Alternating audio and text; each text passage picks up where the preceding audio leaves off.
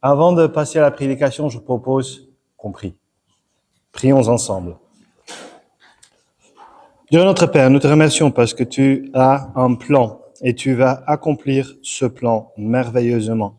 Et tu l'as accompli par Jésus à la croix et en même temps, ce plan est encore en développement. Nous te prions que tu nous donnes des oreilles qui veulent entendre, un cœur qui est prêt à être changé et que tu me donnes de présenter ta parole avec droiture, que tu m'empêches de rajouter au texte ce qu'il n'y a pas et que tu me donnes de transmettre les richesses de ta parole. Amen.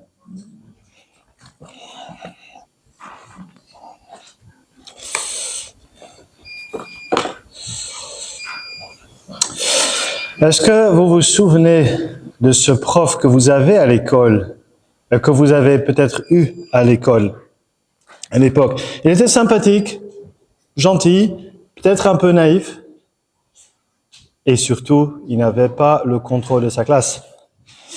Il n'avait pas d'autorité. Dans ce local, on ouvre la porte, qu'est-ce qu'on voit? Certains élèves sont sur leur téléphone, d'autres sont sur leur banc. Il y a plus d'avions qui volent dans sa salle de classe qu'au-dessus de l'aéroport de Zaventem. Personne ne suit son cours. Évidemment, vous dites, la volonté du prof, elle n'est pas faite. Et on conclut assez vite que ce prof est incapable de gérer sa classe, qui n'est pas un bon prof. Est-ce que vous avez envie de suivre ses cours? À plus grande échelle, nous vivons dans le monde que Dieu a créé.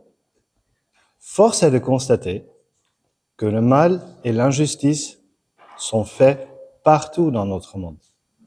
La volonté de Dieu ne semble pas être faite. Et nous, on conclut assez vite que Dieu est donc incapable de gérer sa création, son monde, qu'il n'est donc pas un bon Dieu. Et pour beaucoup de personnes, c'est même la raison de ne pas croire en un Dieu qui permet autant de souffrance et de mal. C'est peut-être vous ce matin. Que pense Dieu de tout ce qui se passe en Iran, en Gaza, au Liban? Qu'éprouve Dieu quand il voit le grand nombre de victimes de guerre, d'abus, les migrants, les réfugiés, les orphelins? La Bible nous dit clairement que Dieu a le mal en horreur, qu'il est compatissant envers ce monde brisé et que son désir, sa volonté, c'est que tous viennent au salut. Oui, mais pourquoi Dieu tolère-t-il autant de mal? Dieu est-il aussi impuissant que ce prof? Et est-ce qu'il y aura un moment où tout sera meilleur? Ce matin donc, nous voyons la requête suivante de la prière Notre Père. Que ta volonté soit faite sur la terre comme au ciel. Qu'est-ce que ça veut dire? Que ta volonté soit faite. Est-ce faire preuve d'optimisme aveugle? Sachez que la Bible utilise l'expression la volonté de Dieu de deux manières différentes. La volonté souveraine et la volonté morale. La volonté souveraine et la volonté morale. La volonté souveraine de Dieu, c'est tout ce que Dieu a décrété par avance. C'est tout ce qui va nécessairement avoir lieu. Cette volonté est donc toujours accomplie sur la terre et au ciel. Éphésiens 1 nous apprend que Dieu a un plan bienveillant pour ce monde, grâce auquel nous sommes rachetés, pardonnés de nos fautes, conformément à la richesse de sa grâce. Son plan souverain de salut en Jésus-Christ est en marche et il s'accomplira. Et un jour, encore à venir, Dieu va tout réunir sous l'autorité du Messie, aussi bien ce qui est dans le ciel que sur la terre. Dieu met donc tout en œuvre conformément aux décisions de sa volonté pour célébrer sa gloire. Donc, ayons la confiance que rien ne pourra surprendre Dieu, ou le faire douter, ou le ralentir, ou le faire changer d'avis. Aucun homme politique, aucune nation, aucun réchauffement climatique, aucune crise académique, aucune pandémie, même quand l'injustice et le mal semblent régner.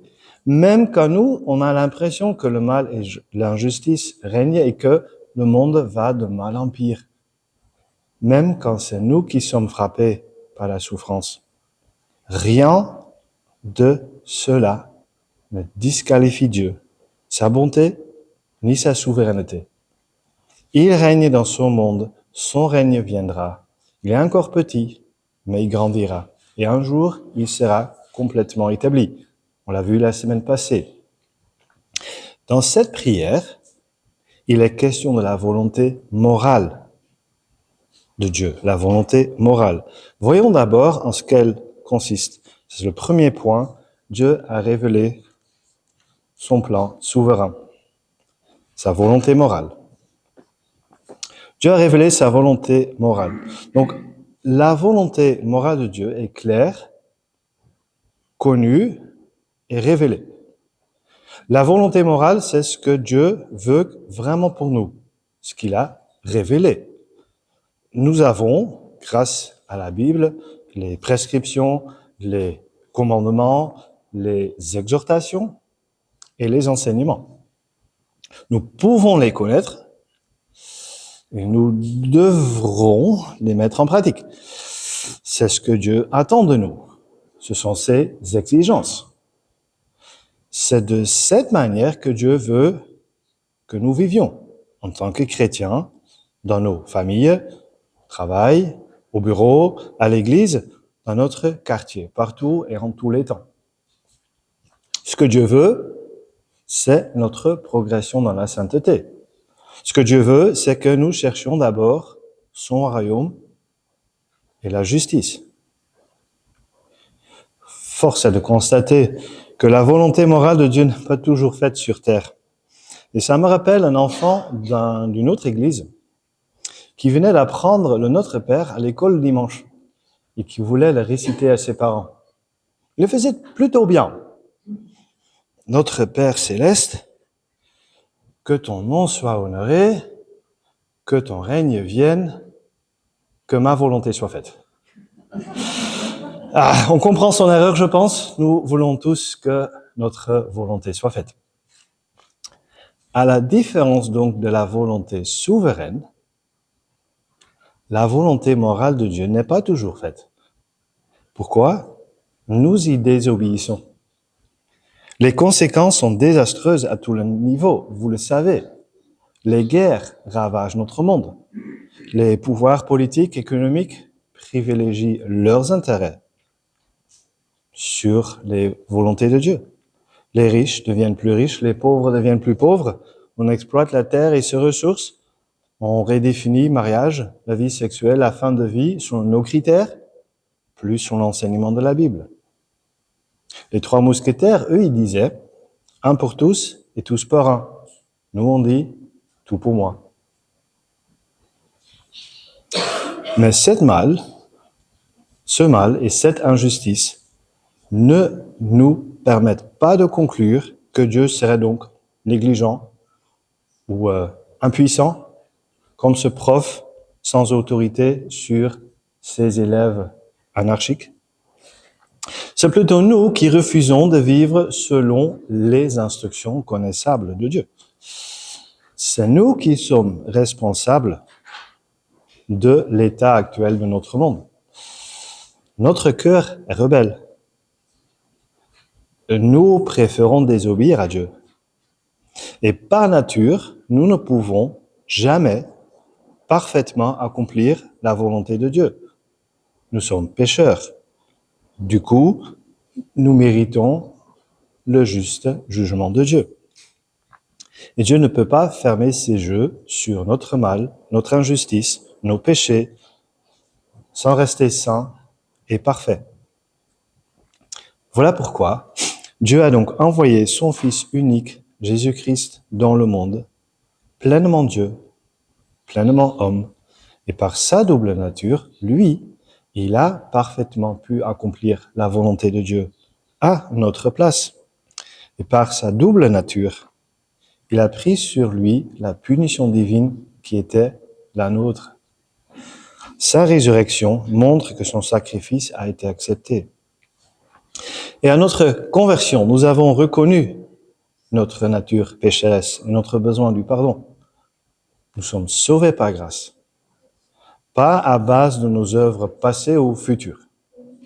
Et lorsque nous prions que ta volonté soit faite, nous nous engageons à ranger notre vie devant Dieu en obéissance. Celui qui habite en Belgique se soumet à la loi belge. Un Anglais se soumet à la législation en vigueur en Royaume-Uni. Nous sommes des citoyens du royaume des cieux, sous le bon règne de Dieu. Alors, apprenons à nous soumettre à la loi de Christ. Donc, quand nous prions que ta volonté soit faite, nous prions donc que les commandements révélés de Dieu soient respectés sur terre comme ils le sont déjà au ciel. Qu'est-ce que ça veut dire que de prier cette prière? Pour un chrétien, lorsqu'il y a un conflit entre ma volonté, notre volonté et celle de Dieu, c'est comme un chemin qui arrive à une fourche. Il y a plusieurs options. En tant que chrétien, qui vais-je écouter? Qui vais-je suivre? Quelle volonté? La mienne? Celle du monde? Celle de Dieu? Voilà donc concrètement quelques applications pour nous lors du deuxième point. Priez que la volonté de Dieu soit faite dans mes études et au travail. L'épître aux Colossiens nous appelle à faire tout au nom du Seigneur pour Christ, en exprimant par lui notre reconnaissance à Dieu le Père. Notre chef ultime, c'est Dieu. Donc, travaillons honnêtement devant Dieu. Pas seulement sous les yeux de nos chefs, de nos collègues. Colossiens 3, mais comme le feraient les êtres désireux de plaire aux hommes, mais travaillons avec sincérité de cœur, dans la crainte de Dieu. Colossiens 3, tout ce que vous faites, faites-le de tout votre cœur, comme pour le Seigneur, et non pour les hommes, sachant que vous recevrez du Seigneur un héritage pour récompense. Le Seigneur que vous servez, c'est Christ. Donc prions que Dieu nous apprenne à être intègres dans tout ce que nous faisons, jour après jour, même dans le plus petit détail que personne ne verra peut-être jamais. À quel point est-ce que vous honorez Dieu dans la façon dont vous faites votre travail? Si votre chef ou vos collègues apprennent que vous êtes chrétien, serait-ce un bon ou un mauvais témoignage pour l'Évangile? L'apôtre Pierre nous appelle à avoir, je cite, une bonne conduite au milieu des non-croyants, afin que, là même où ils vous calomnient si vous faisiez le mal, ils remarquent votre belle manière d'agir et rendent gloire à Dieu le jour où il interviendra. Et à ceux qui ne connaissent pas la Bible, vous pouvez leur montrer par votre style de vie, par votre travail, à quoi ressemble la volonté de Dieu et peut-être susciter une curiosité pour en savoir plus. Que ta volonté soit faite dans mes décisions à prendre. Qu'en est-il de vos projets, de vos désirs? Il y a 11 ans, mon épouse et moi, nous cherchions la voie de Dieu parce qu'on était face à la fin d'un contrat CDD. Nous vivions en Angleterre à l'époque et nous prions Dieu pour savoir quoi faire, où vivre, où travailler après la fin du CDD. Et de plusieurs manières, Dieu nous a convaincus de déménager ici à Bruxelles.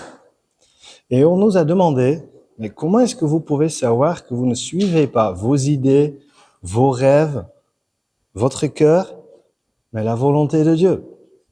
Voici une réponse assez honnête. Je n'aurais jamais choisi Bruxelles.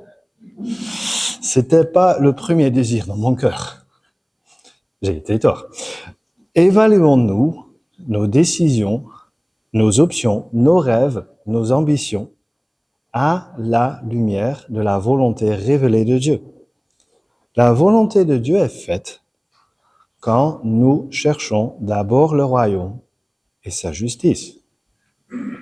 Au lieu de rêver de la réalisation de nos rêves personnels, au lieu de chercher le plaisir terrestre qui passe, Jacques 4 nous instruit ainsi. À vous maintenant qui dites, aujourd'hui ou demain, nous irons dans telle ville, nous y passerons une année, nous y ferons des affaires et nous gagnerons de l'argent. Vous qui ne savez pas ce qui arriverait demain, en effet, qu'est-ce que votre vie? C'est une vapeur qui paraît pour un instant et qui disparaît ensuite. Vous devriez dire, au contraire, si Dieu le veut, nous vivrons et ferons ceci ou cela. Nous avons tous des décisions importantes à prendre. Alors, prions que Dieu nous montre comment nous pourrons le glorifier, comment rester attachés à son Fils Jésus-Christ, comment être transformé par l'Évangile, comment être membre du corps de Christ, comment partager l'Évangile autour de nous. Car nous désirons que sa volonté soit faite sur terre comme elle le fait au ciel. Cela concerne aussi l'usage de la technologie. Que ta volonté soit faite sur mon écran, aussi comme au ciel. À quel point est-ce que vous servez Dieu par votre usage de la technologie? Combien de temps est-ce que nous passons sur nos appareils sans objectif précis, alors que nous pouvons offrir ce temps au Seigneur et aux frères et sœurs? Pourquoi est-ce que j'ai du mal à trouver le temps pour lire plus ma Bible, mais pas pour regarder les vidéos nulles? Éphésiens 4 nous avertit ainsi, je cite, « Faites donc bien attention à la façon dont vous vous conduisez. Ne vous comportez pas comme des fous, mais comme des sages. Rachetez le temps, car les jours sont mauvais.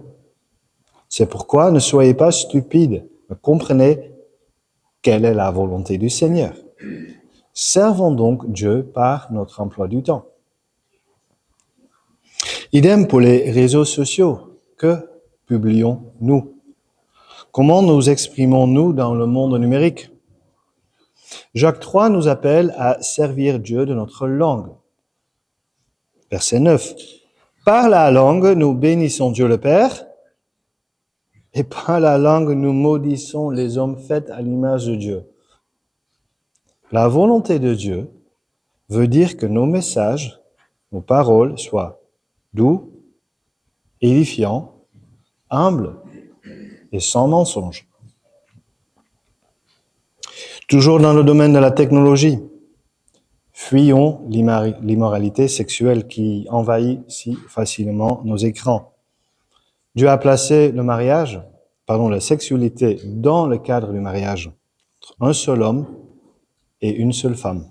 Et tout ce qui dépasse de ce cadre, et donc de la volonté de Dieu, c'est un péché. Suivons l'exemple de Joseph en Genèse 39.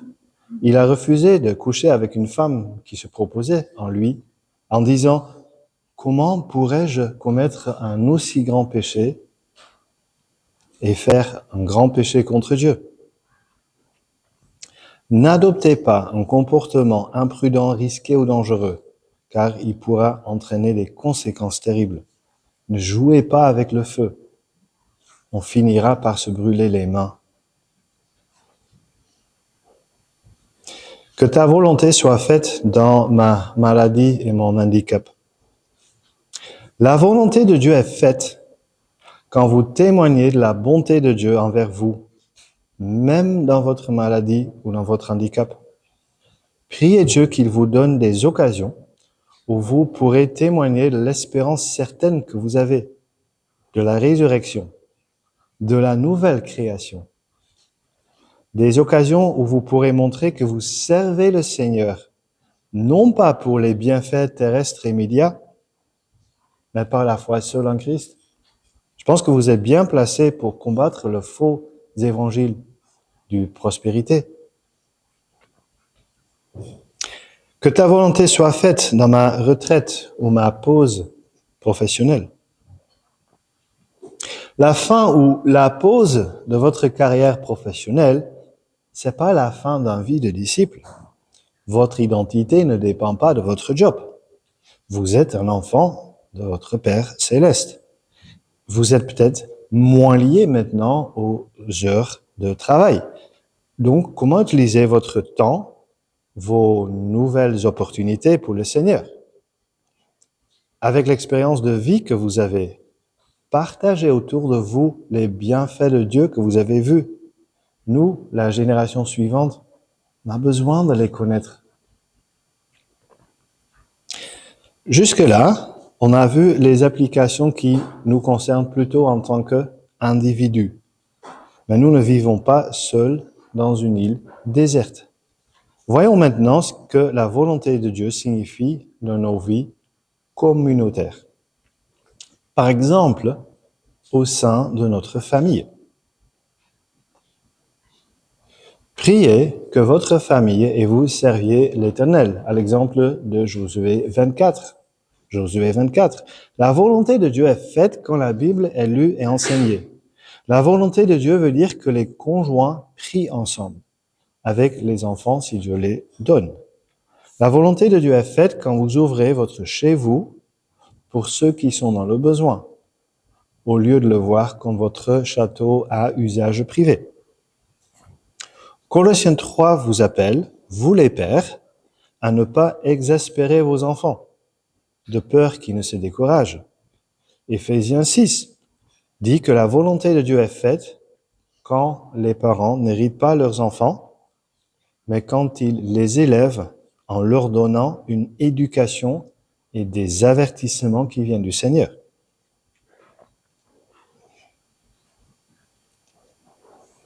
Il y a aussi nos mariages. Que ta volonté soit faite au sein de nos mariages. La volonté de Dieu est faite quand le mari aime son épouse comme Christ aime son Église, pour laquelle il s'est donné. Quand le mari ne voit pas son épouse comme son bien ou son esclave, non. Quand il lui montre de l'estime, car elle hérite également de la grâce de la vie.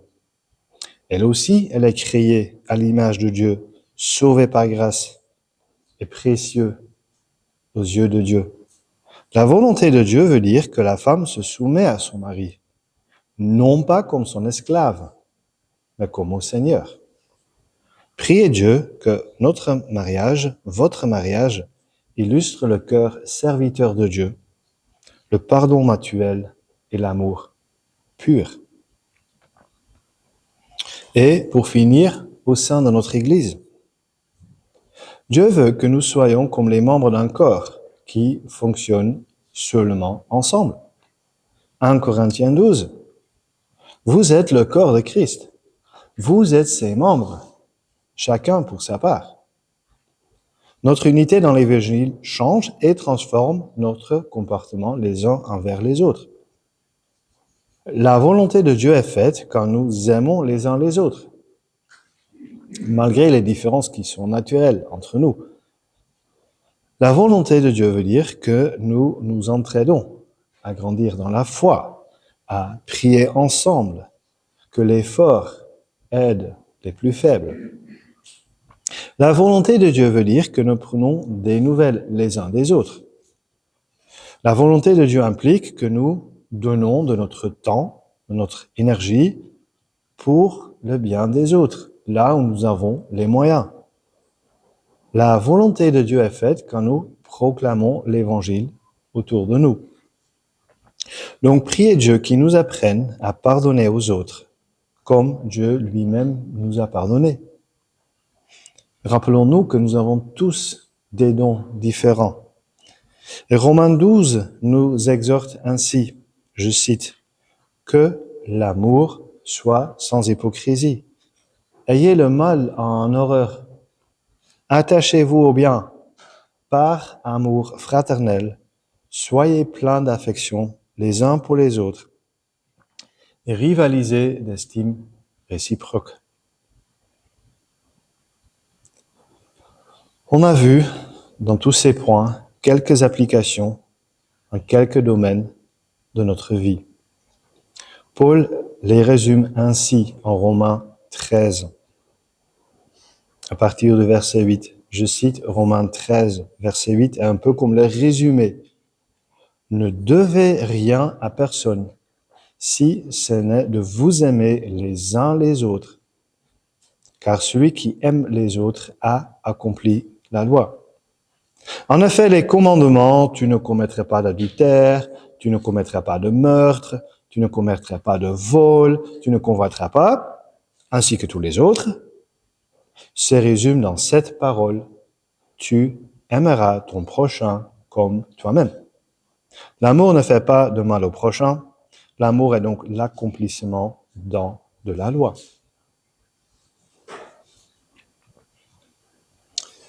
Je pense qu'on pourrait comparer notre vie à une maison constituée de différentes pièces. Votre vie, c'est une maison constituée de différentes pièces. Quand vous invitez quelqu'un chez vous, vous lui donnez accès à certaines pièces, mais pas à toutes. Salon, oui. Toilette, oui. Chambre à coucher, probablement pas. Que ta volonté soit faite, c'est donner à Dieu les clés de chacune des pièces de ma maison, ma vie. Non seulement le salon bien rangé, mais aussi au débarras, à la cave et au grenier. Tout. Et plus nous connaissons la volonté morale de Dieu, ce que Dieu veut de nous, plus nous voyons l'écart entre ses commandements et notre vie.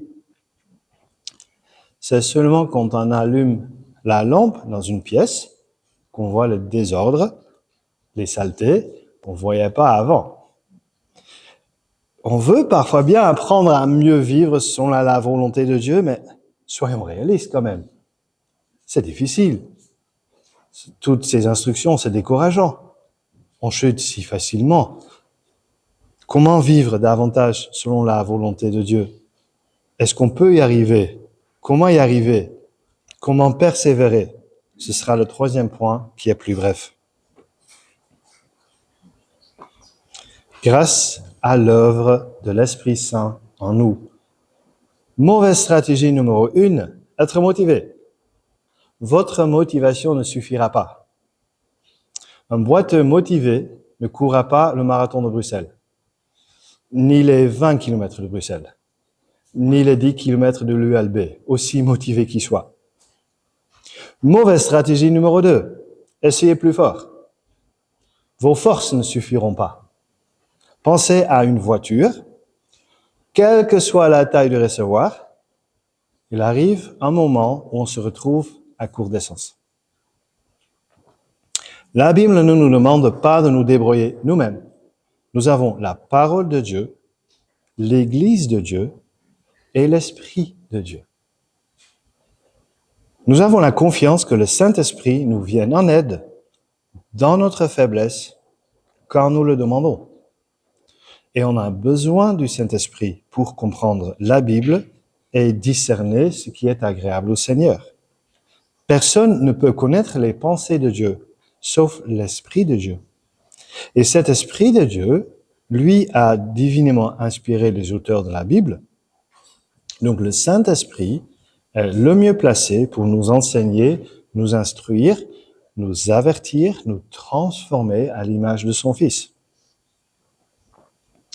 Prions donc que le Saint-Esprit nous apprenne à connaître de plus en plus la volonté de Dieu. Prions que le Saint-Esprit nous révèle de plus en plus ces domaines où nous nous opposons encore à la volonté de Dieu. Et prions qu'il nous apprenne, troisièmement, à vivre de plus en plus à la hauteur de la volonté de Dieu. notre motivation ne suffira pas et nos forces ne suffiront pas. On a vraiment besoin de l'aide du Saint-Esprit. Et ne mettons surtout pas sous le tapis l'aspect coûteux de cette prière. Car cette prière, que ta volonté soit faite, met en péril notre confort. C'est une prière dangereuse. C'est coûteux. Soyons prêts à souffrir. On a déjà prié que ton règne vienne, mais plus que Christ règne dans nos vies, plus sa volonté sera faite dans nos vies, plus nous perdons notre indépendance. Prions que sa volonté soit faite signifie se soumettre à Dieu. Est-ce que vous vous rappelez l'enfant de l'introduction qui citait mal le Notre Père, qui voulait que sa volonté soit faite? Moi, quand j'étais enfant, mes parents décidaient à quelle heure je devais aller au lit. Surprise, c'était souvent trop tôt à mon avis. Et mon rêve, c'est de devenir adulte le plus rapidement possible pour décider chaque jour, tout seul, à quelle heure j'allais me coucher. C'était mon rêve. Magnifique, ma volonté sera faite jour après jour, soir après soir. Maintenant, je vois à quel point j'étais naïf. Quelle chance que de pouvoir me coucher tôt. Ma volonté n'est souvent pas une bonne boussole. La volonté de Dieu est souvent le contraire de notre nature propre. Et il est plus facile de se laisser emporter par le courant de la désobéissance que de vivre en obéissance. Suivons l'exemple de Jésus-Christ dans le jardin de Gethsémani. Face à la pire situation, il a soumis sa volonté à celle de son Père. Terminons. Nous avons vu le privilège que nous avons de pouvoir prier notre Père ces dernières semaines. Il est non seulement saint, céleste et souverain, mais aussi un Père qui est proche, un Père qui nous a adoptés comme ses enfants par grâce seule. On a vu, après que Dieu a révélé et confié son nom à son peuple. Jésus a parfaitement révélé le nom et le caractère de Dieu. Nous avons vu que le bon règne de Dieu viendra. Le royaume des cieux, avec Dieu comme le bon roi, et nous comme les citoyens pour toujours. Aujourd'hui, nous avons vu que Dieu accomplit souverainement tout ce qu'il a décrété par avance. Remercions Dieu parce que sa volonté souveraine est donc toujours faite. Et en même temps, prions que la volonté morale de Dieu soit faite dans tous les domaines de nos vies quotidiennes, même si cela va à l'encontre de notre ancienne nature, même si cela implique une transformation, souvent douloureuse, de notre cœur par l'Esprit qui œuvre en nous. Prions que le Dieu de la paix nous conduise lui-même à une sainteté totale et que tout notre être, esprit, l'âme et le corps soient conservés irréprochables lors du retour de notre Seigneur Jésus-Christ. Car celui qui nous appelle est fidèle, c'est lui qui le fera. Prions.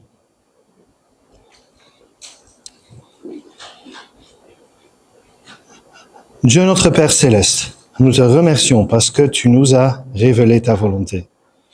Nous demandons pardon pour toutes les fois où nous avons fait le contraire, quand nous avons fait notre volonté à nous, en pensée, en parole et en acte. Rien n'est caché devant toi. Merci pour le sang précieux de Jésus-Christ qui nous lave de tous nos péchés si nous faisons appel à sa grâce. Et nous prions que tu agisses en nous par ton Esprit Saint pour nous apprendre à vivre selon tes voies. Dans mon école, dans mes études, dans mon job, dans ma retraite, dans mon relation amoureuse, dans mon mariage, en tant que père ou mère de mes enfants, dans mon célibat, avec mes amis, au sein de nos églises, au sein de nos familles. Apprends-nous à chercher d'abord le royaume et ta justice. Et change-nous là où nous ne comprenons pas, là où nous n'acceptons pas encore pleinement ta volonté. Aide-nous à prendre des décisions qui te rendent gloire. Aide-nous à témoigner de l'espérance que nous avons, même quand nous faisons face à la maladie et à la souffrance. Apprends-nous comment offrir notre corps comme un sacrifice vivant, saint et agréable à toi. Comment ne pas nous conformer au monde actuel, mais être transformés par le renouvellement de l'intelligence afin de discerner quelle est ta volonté. Amen.